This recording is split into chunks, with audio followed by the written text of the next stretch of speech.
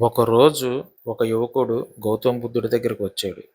గురువర్యా, నా జీవితం చాలా కష్టంగా ఉంది. ఎంత ప్రయత్నించినా సక్సెస్ రావడం లేదు అని బాధగా చెప్పాడు. అప్పుడు బుద్ధుడు అతనికి ఒక చిన్న గింజ ఇచ్చి ఇలా అన్నాడు. ఈ గింజను నేలలో నాటు.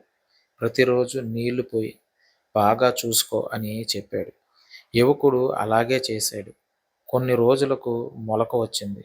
కొన్ని నెలలకు అది చిన్న మొక్క అయింది. మరికొన్ని నెలలకు పెద్ద చెట్టు అయింది.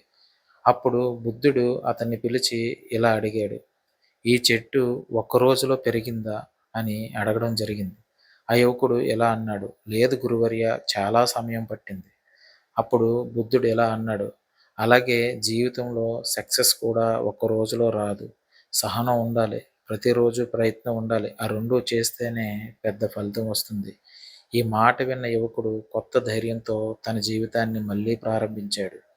ఈ కథలో నీతి ఏంటంటే, చిన్న ప్రయత్నాలు కూడా రోజు చేస్తే ఒకరోజు పెద్ద విజయంగా మారుతుందని ఈ కథ మనకు తెలియజేస్తుంది.